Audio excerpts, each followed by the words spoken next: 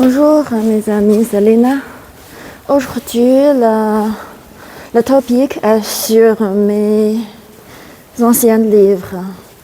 En fait, hier l'après-midi, ma mère m'a appelé pour me dire que, comme elle a voulu refaire un peu l'intérieur de son appartement, et elle a trouvé centaines de mes livres, des livres de mon enfance jusqu'à mon 20 ans à peu près. Et c'était de bons livres, mais elle ne le savait pas. Du coup, elle a voulu jeter. Mais heureusement, elle m'a demandé si je les ai besoin. Bon, hier l'après-midi, je suis allée chez elle, j'ai vu mes livres. Wow. C'est des trésors. Il y a même mes journaux d'enfance, les journaux que j'ai écrits à mon 7 ans, dans mon lycée ou quand j'étais à l'université. Oh, les contenus sont naïfs mais bien actifs. Ça peut me faire rappeler beaucoup de mémoire. Juste le prêt, comme c'était livre de 90e et il y a plus de 20 ans, donc le prêt était pour 38 centimes à peu près, mais le même livre peut coûter 30 yuan actuellement, donc je pense que ça peut me faire épargner beaucoup d'argent, que je peux les donner à ma fille au lieu de les acheter à nouveau. Bon, je vous montre tout à l'heure quand je vais remonter tout chez moi. À tout à l'heure.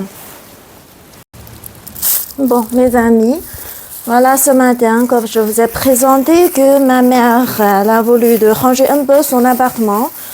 Donc, elle a trouvé tous mes bouquins qui sont en fait jetés dans un petit coin de la maison.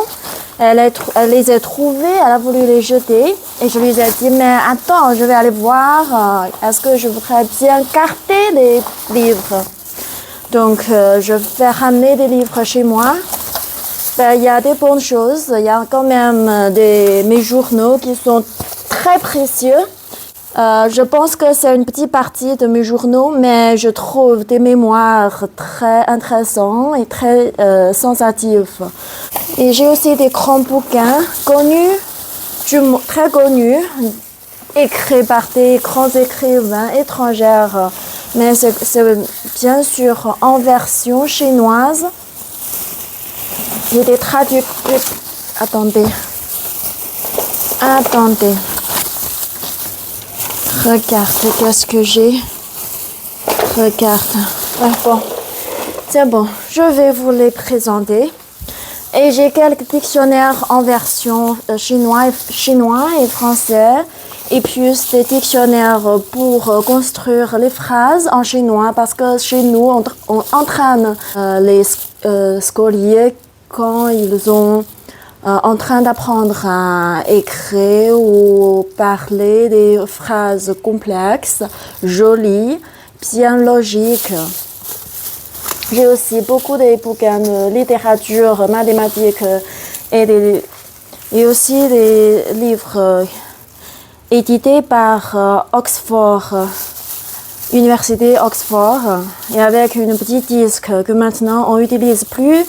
Ce truc, on utilise souvent des formats de MP3, MP4, mais plus le disque. Je veux bien trouver une agence qui peut le transformer en format MP3. Et j'ai j'ai des bouquins pour apprendre autonome la langue française. J'ai plein.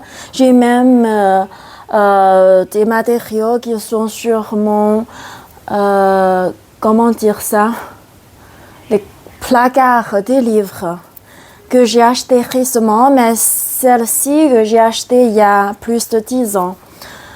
Et en plus, je vous ai dit que j'ai des gros bouquins connus par des grands écrivains. Je ne connais pas comment dire son nom en français, mais en chinois, c'est sûr que pour accrocher le goût des gens locaux, le nom est traduit à une autre façon complètement.